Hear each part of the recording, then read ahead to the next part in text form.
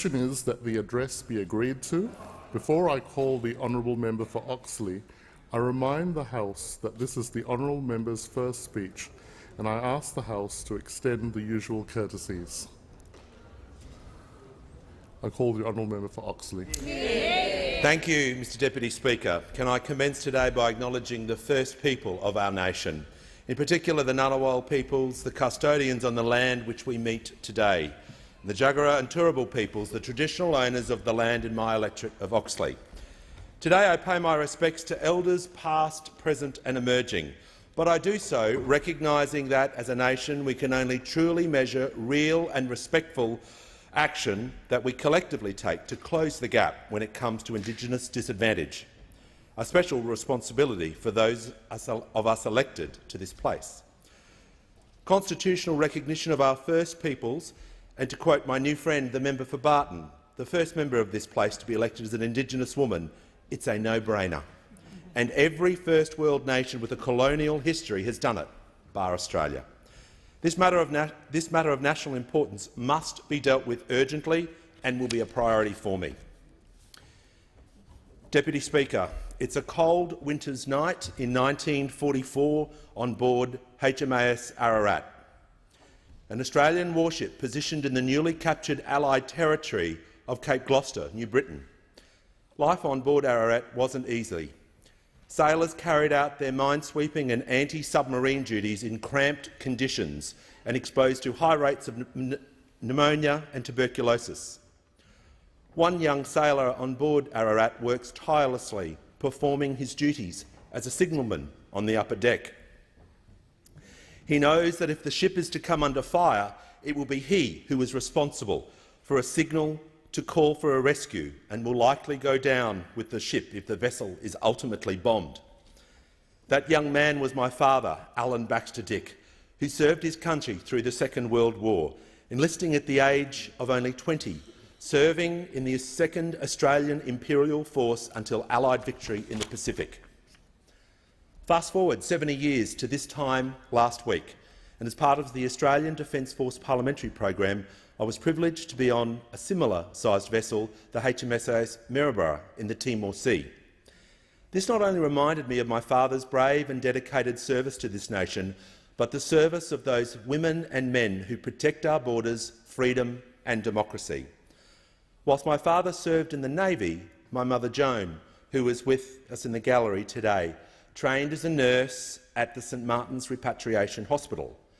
Like my father, Mum has also dedicated her life to one of service, working as a midwife throughout her career, providing the same compassion and care for others as she did her family.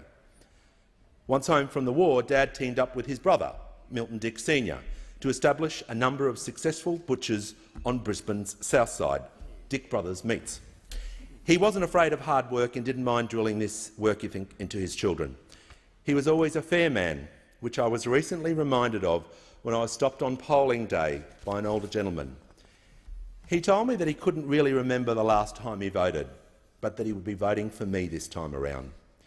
He told me my father had given him his first job in his butcher shop where no one else would, and he knew the character of the man, my father, Alan Dick. Deputy Speaker, my journey here today was ultimately born out of the lived values instilled in me by my parents: public service, compassion, fairness, hard work. And as an 18-year-old university student, I joined a political party which also shared those values, and to this day have been a proud member of the Great Australian Labor Party.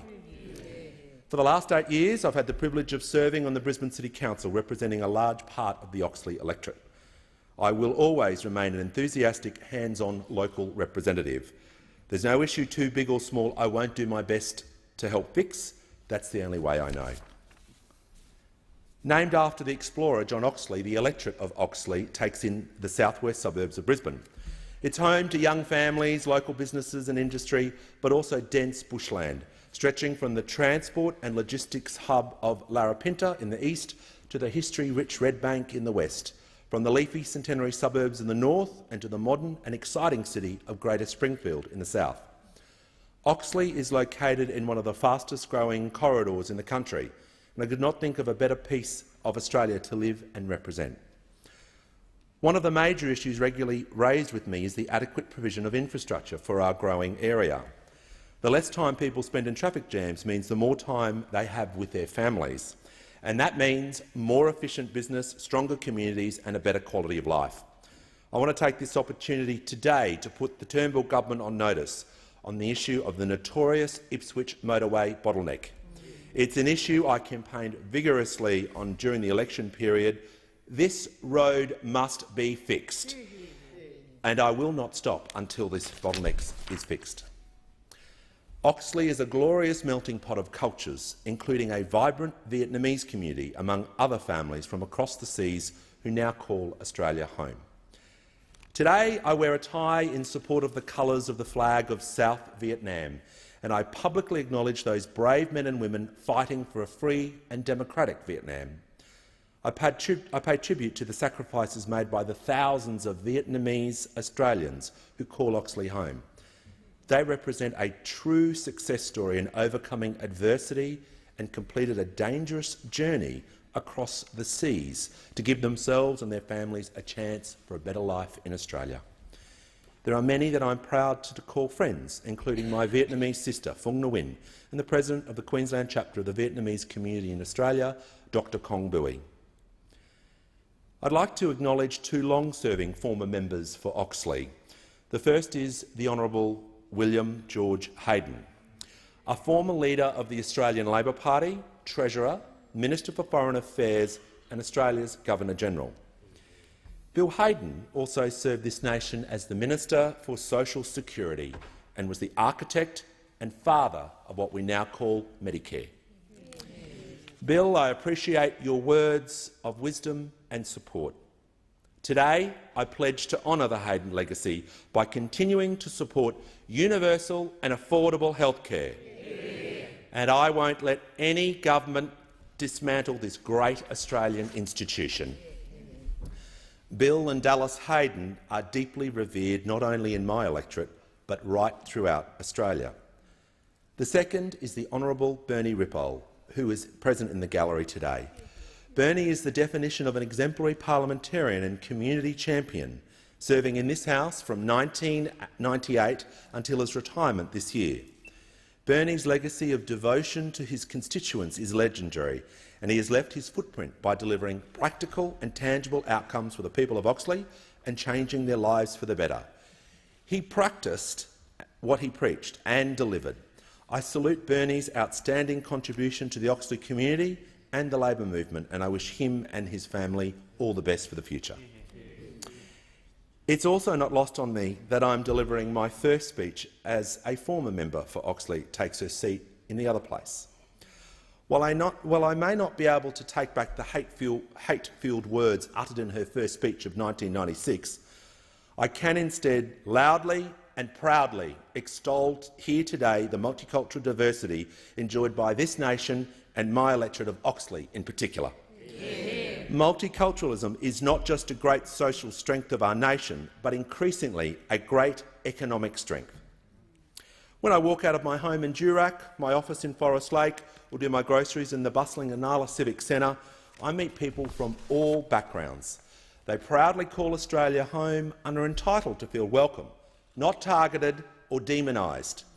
The multiculturalism enjoyed by Australia remains sadly under immense threat, not by those on the far-right fringe of our political process, but by the so-called mainstream Abbott-Turnbull government through their continued attempts to water down Section 18C of the Racial Discrimination Act, effectively legalising bigoted hate speech.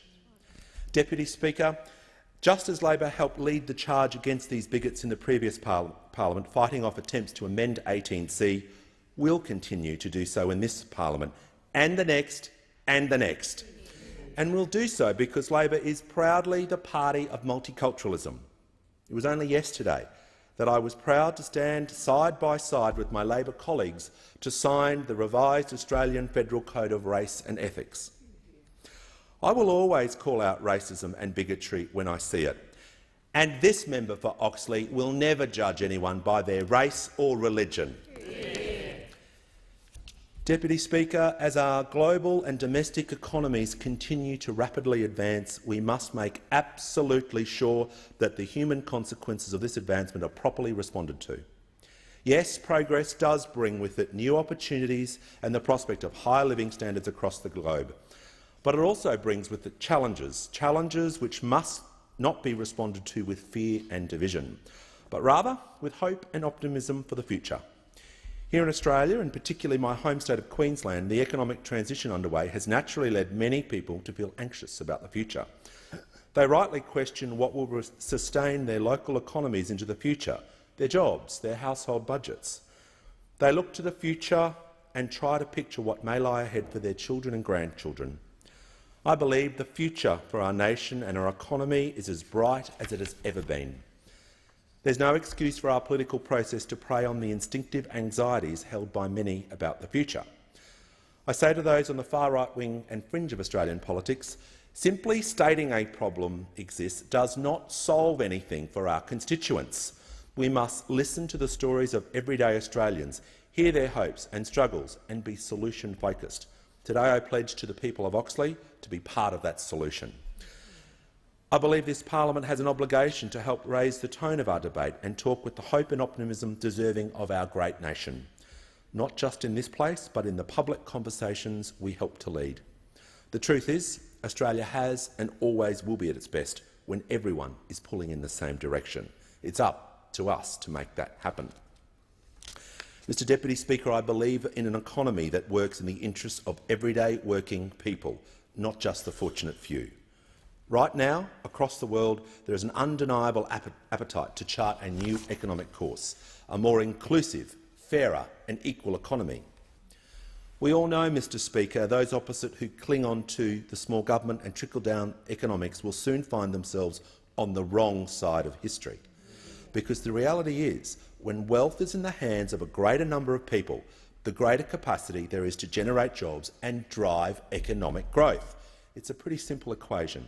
And today I commit myself to be a fierce and relentless advocate for policies that provide for the fair and just distribution of our nation's prosperity. And there's no better example of a people-powered economy than Labor's response to the global financial crisis. I pay tribute to the member for Lilly, Wayne Swan, a friend, a great economic thinker and a lion of the Labor Party, for successfully navigating Australia through that period and for taking decisive action when it was needed. A response which made sure Australia held on to our 25 years of uninterrupted economic growth. And as the member for Lilly would agree, these 25 years of continued economic growth would not have been possible without the visionary economic reforms of the Labor, Hawke and Keating governments. Reforms which ultimately allowed my home state of Queensland to cement itself as a major engine room of our national economy. One of these engine rooms of growth has been the mining and resources sectors in my home state of Queensland. Resources alone account for over half of Australia's total exports of goods and services, making it the primary source of Australia's export revenue. Our two largest exports in 2015-16 were iron ore and coal, together accounting for 27% of our total exports.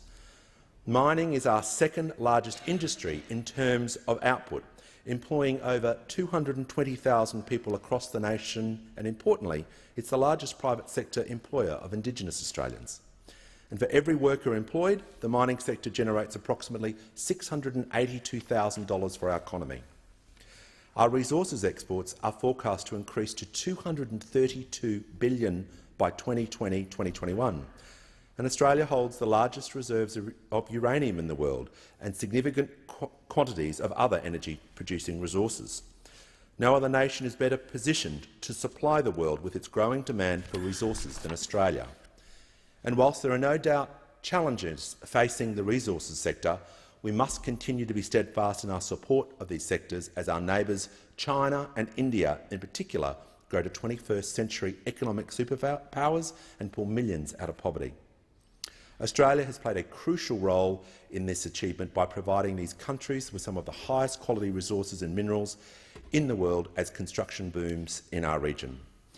Queensland and Australia's mining and resources sectors have a bright future, and I am determined and looking forward to supporting these industries as a federal member of parliament. I look around the House this afternoon and I see many new members on this side of the House who share the same vision, and all have given exceptional first speeches.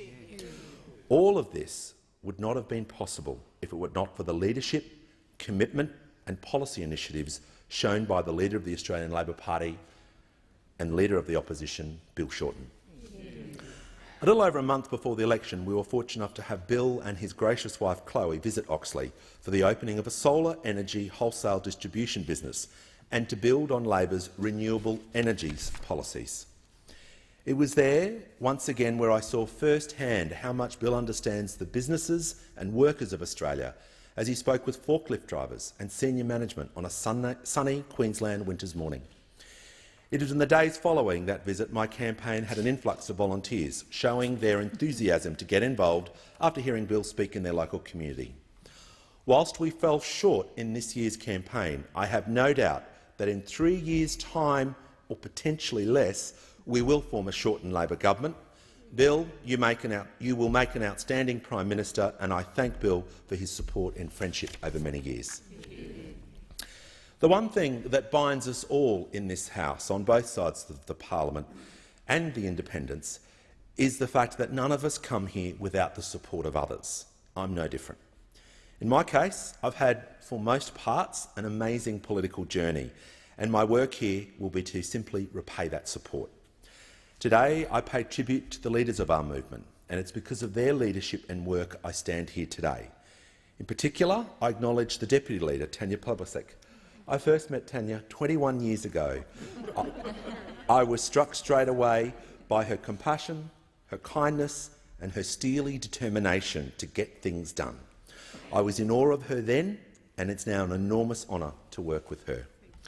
During and before the campaign, I was very fortunate to have the support of Labor giants and people I am now proud to call friend.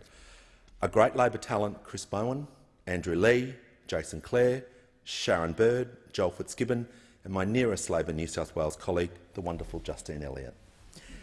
I thank Tony Burke for his strong support for almost 2 decades, and I especially acknowledge Jenny Macklin for her wise advice and her lifetime of service to our movement and always being the voice for those who need it most. I also thank my neighbouring MP Shane Newman, the member for Bligh, for his generosity. Shane is known in this place as one of the most honourable members, and I thank Shane for the time and kindness that he helped in getting me elected as the member for Oxley. I couldn't ask for a better neighbour.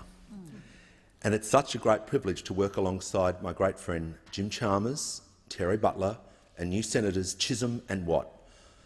All are not just great colleagues alongside Graham Perrott, but they're good friends, and they're amazing talents who I know will continue to serve our party and, importantly, our great state for Queensland for many years to come. But 2 members of this place aren't just colleagues, they are 2 lifelong friends. The member for Kingston, Amanda Rishworth, and the member for Greenway, Michelle Rowland.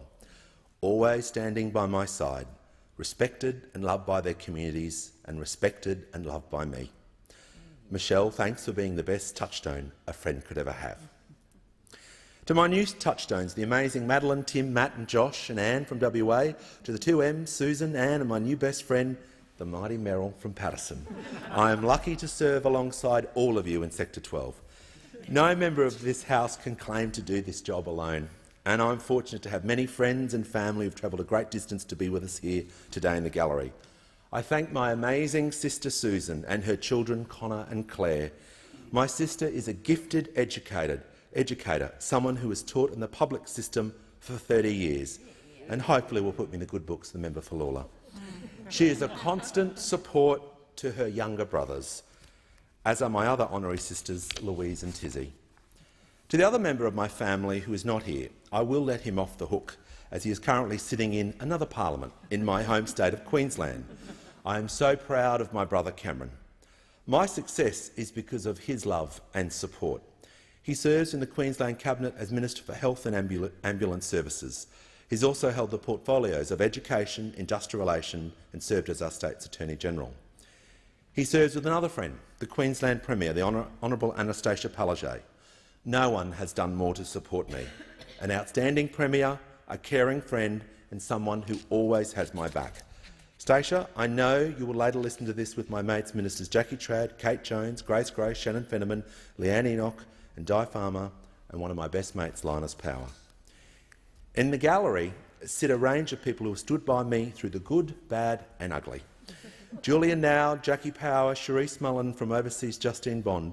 These are the people who have been there from the beginning. I value everything you've done for me. Chris and Julie Tykwen are those friends I can count on, and of course they're here today. To my mates Paolo, Nino, Tony, Rolls, Tom and Keeks for always keeping me on the straight and narrow, maybe more on the narrow, but I have been blessed to have and had the guidance of many, many friends and mentors on my journey here, including the Honourable David Beddle.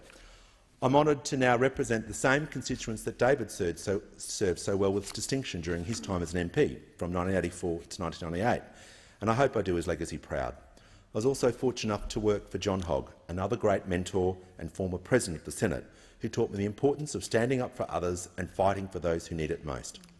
Thanks to the guidance from Labor greats like John and Catherine McKell, Henry and Laurel Palaget, Sharon Humphreys and the wonderful Hazel Hubbard. My good friends and former Brisbane City Council colleagues Shane Sutton and Kim Plesser I know are here in spirit. Bearing in mind the length of the 2016 election campaign, I say from the bottom of my heart a sincere thank you, especially to the army of volunteers who campaigned for me and Labor, week in, week out across the Oxley electorate. The hard-working branch members, but many supporters of these simply were not ALP members, they were people from the community. My campaign was also powered by grassroots activists from the union movement. I recognise the TWU, the SDA, and acknowledge Chris and his wife Lucy Gazenbeek that are with us today, the strong Plumbers Union with Gary O'Halloran at its leadership, and heading all the way down to the mighty Australian Workers' Union, led by my friend Ben Swan, a strong leader who fights for working people and the progressive cause every single day. Whilst time doesn't permit me to thank every individual volunteer or every member of the ALP in Queensland, I must pay particular thanks to my campaign director, Margie Nightingale, my organisers, Adam and Josh, and my best mate and one of Labor's best political minds, John Pursley, for everything he has done to get me here. To my campaign chairman, Les Bryant, Tony and Brenda Gibbs, Councillor Charles Strunk, Councillor Paul Tully, the Mayor of Ipswich, Mayor Paul Pasali, and the amazing women who have worked with me for the past 8 years, Michelle, Sandy, Kathy and Karen, and my great new team of Brent, Michael and Dylan. As I come to the conclusion of my first speech, I can't help but think back to my father working as a signalman on board the Ararat. He approached his role with steadfast dedication and resolve to see the job through to the very end, and I pledge to do the same for the people of Oxley. I do not and will not take for granted the great privilege that has been bestowed on me by the people of Oxley, and they can be assured that I will be fighting for Oxley day and night to make our community, our nation, a better place for all Australians. I thank the House. Well done,